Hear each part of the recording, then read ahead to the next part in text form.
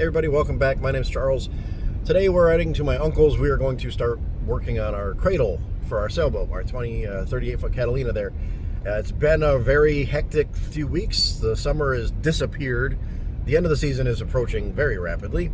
I was not in any way, shape, or form prepared. And on top of that, ended up being just way busier than I expected to be between now and then anyway. So let me give you the rundown as to what's going on, what's gone on, and I hope this works. So a few weeks ago, I took a vacation, a road trip down through Nashville, Atlanta, over to North Carolina, onto the coast and everything. A nice long 3,000-mile road trip over about, a week and a half. And it was a great, relaxing time other than, coming home with COVID on the way home. That was awesome. But anyway, I worked from home for the week after I got back, and then suddenly it's September. And that's when it hit me, oh my God, the summer is gone. I need to find a way to store the boat for the winter, and I've only got like a month to do it. The end of the season is basically the end of September, early October. Like, they want people out by mid-October generally. I need to figure out this boat thing. So, a couple things happened. I had originally wanted the boat in a different marina, but I didn't have a slip for it there. They didn't have a slip available.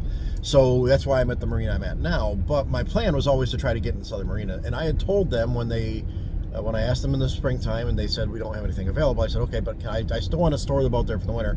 And lo and behold, I was getting ready to call them, and sure enough, in the mail, I get a winter storage agreement paperwork from that marina. Perfect. Already a step ahead of me, guys. You are on the ball. So I fill it out, and because of the time frame, because everything that happened, I didn't think I was going to have time to build a cradle at all. So I said, okay, let's just rent stands. It's, I forget what the rental is, but basically $350 between the stand rental and whatnot. And unfortunately, they came back and said, we would really prefer to not do stands with a boat that tall. And these places up here also will store with the mast up. Now, that's extra windage and wind catching, and that's a lot of extra stress side to side. So I get it. You don't want to use stands. Fine. I said, okay, that's fine. I will find a way to make a cradle one way or another, come hell or high water. Well, now we're doing that. So the weekend I got back from the vacation, right? I got home, I worked at home for the weekend, and then the next weekend I went up to the marina and I started looking around at some other cradles. So here is me walking around looking at some other cradles, and then once we get done showing you what I did that weekend, we'll come back and we'll tell you what else is going on.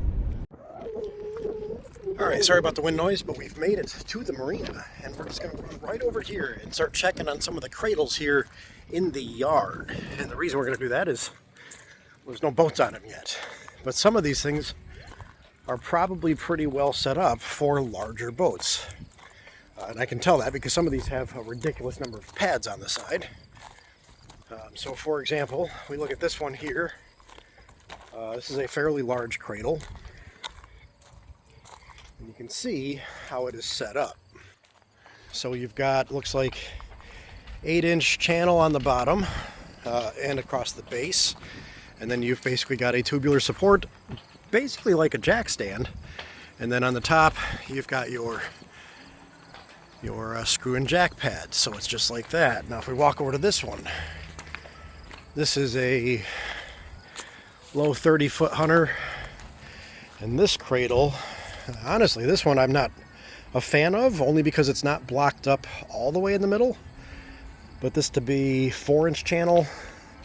And then again, that same sort of sleeve. And then this is what we're talking about. This right here, having an adjustment for your pads on the top. This one over here looks a bit older. This one is all made by angle. This is a really interesting way. Don't know how strong it is compared to everything else. I'm sure it's plenty strong, but this is an interesting way to do it. A piece of 4-inch angle iron on the outside, looks like 4-inch, 3-inch, but then another piece of 1.5 inches on the inside, making it into your collar at the top with a very thick washer to hold it in place.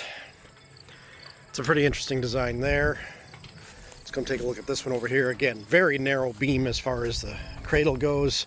This one's just square tubing.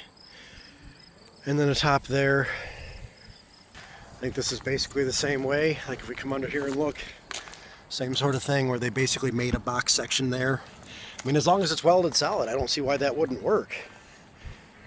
That's really not bad at all. I mean, this is a fairly heavy boat.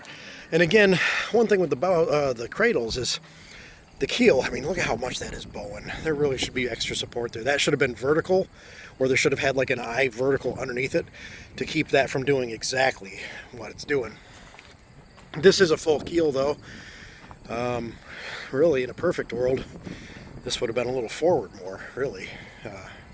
But either way, you can see how they've done that. Now this boat, maybe not quite as long, certainly not quite as tall, but probably weighs as much, if not more. Man, look at I just realized the massive fiberglass work on here. I mean, this is a hole into the boat. That's, man, what happened to you? Holy cow. This boat's basically done. It could be fixed, but at what expense? Oh, that's right. There's an ex-racing boat down here. Let's go take a look at that one.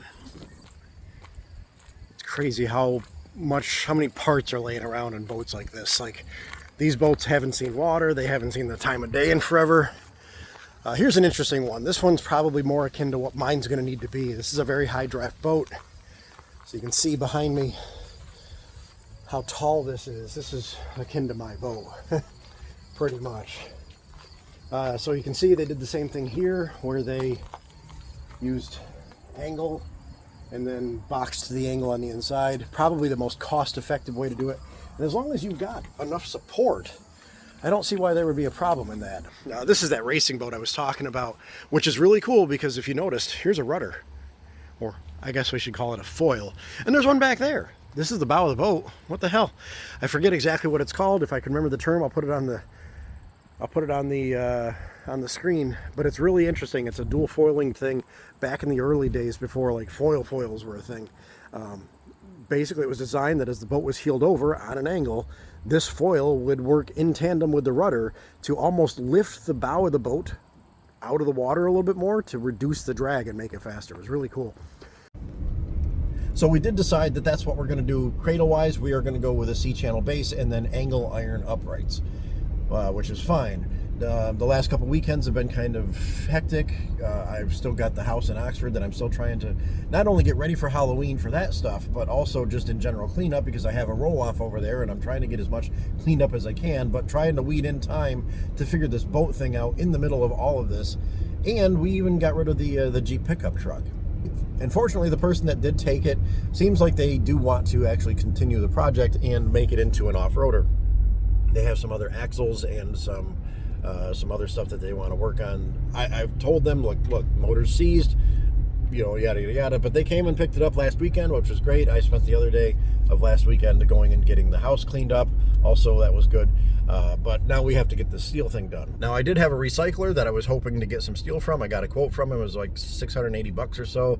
That may have been before or after tax. I think it was before tax. So, but $750 we'll call it. For what I wanted to order, at least what I quoted. And they had multiple locations. They tried getting me in touch with the location that would actually be doing the thing, and the guy just never called me back repeatedly. So I ended up having to call another place that's more local to me. They sell, brand new. It's a steel sales. They sell actual new steel. They make it and sell it, whatever they do over there. I don't know, but either way, it's all brand new. And I got a quote from them. It was a little bit more money, but it's all brand new. And I did add some extra 1.5 inch angle iron for some extra supports and extra scrap or whatever. Ended up being $1,250, and that's with free delivery at the end of it. And they delivered it to my uncle's place, so that's great. The way it's going to be built is basically a C-channel base, 4-inch upright angle iron corners, and then 1.5 inch boxed in the inside for some jack pads that I have in my trunk. I've had them since I had my Excalibur, my very first boat, 12 years ago now. And I had built a trailer basically to bring that home, and that's what I used. So I still had them. So we've got them in the trunk. We're going to build 4 uprights at first. We probably won't build the 2 in the middle. The plans don't call for 2 in the middle, but I want to add 2 in the middle, but we don't know where they're going to sit because of the hull shape of the boat. It's kind of bulbous and whatnot, so it's not easy to interpolate where the center support would have to go. So we're going to just kind of skip that for now. We're going to put the 4 corners up, figure out a way to get the boat or the cradle to the boat, or to the marina really. We might have to bribe my uncle to take it up himself during the week. I don't know how that's going to work. I'll tell him when we get there and we'll see what he says. He is retired, but his time is valuable, so we'll see. But we're going to build this thing today as much as we can, and then tomorrow we'll go back to regular stuff.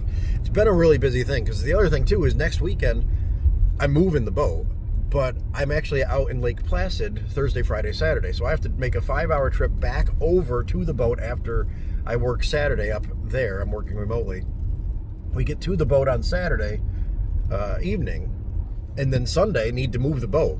Like literally, it's a 35-mile draw down the lake. I don't know what the weather's going to be like yet. It's a week away.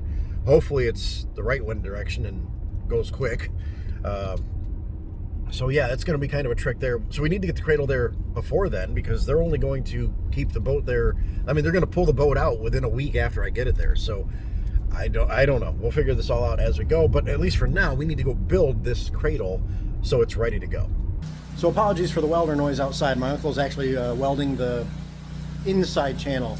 Ran into a couple problems. One, my fault, my oversight. I ordered 1.5 inches. I really needed to check the inside dimensions. 1.5 inches is on the outside, so I didn't have enough room on the inside. Fortunately, he had some 2 by 2.5 inch angle here, so that'll actually work perfect. A little bit of flex in it, but we can always put a plate on the top or a washer or something. That's not a big deal.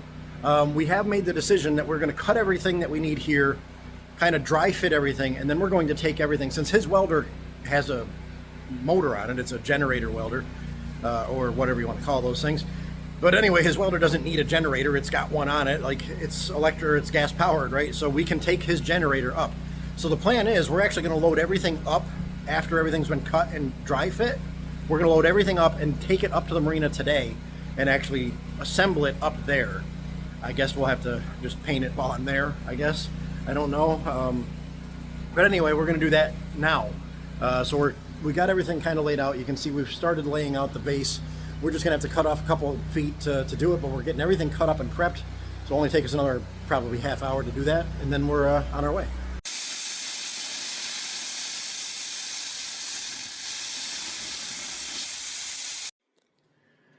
Alrighty, so we're getting there.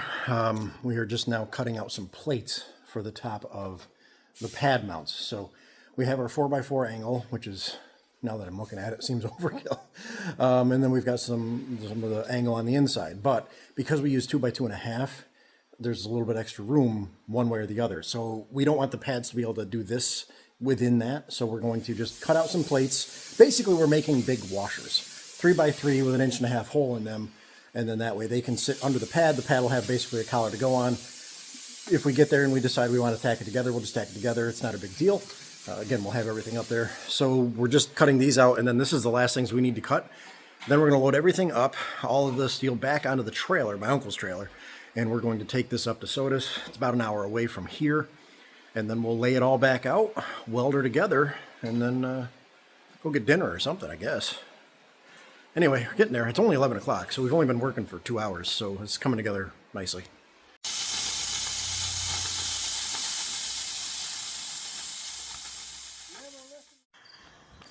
All right, we're loaded up. Trailer, welder, extra steel, the smaller bits in the back of the truck. And then we are gonna head out whatever way it is.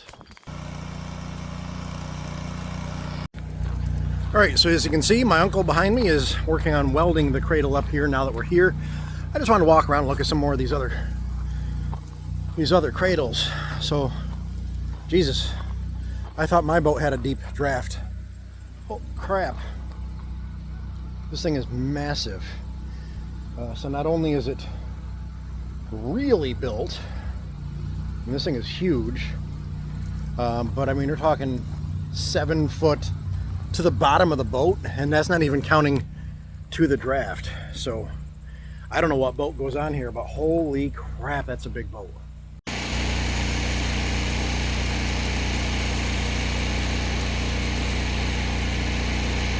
But we are basically done. He's welding the last of the cross members. That's all we're gonna do for today, other than we're gonna throw a quick coat of spray paint on it before we get out of here. And then I'm just gonna take a picture of it, send it to email it to Jenny here at the marina, and let her know that, hey, this one over here, that's mine. This is where it is. It's ready to go as far as that goes. And let her know I will bring the pads back when I have them fixed. Like, I'm gonna bring everything back with me that needs to be here next week, and we'll go from there. we're gonna call it a day. So I will see you next time, and take care. Have a good one.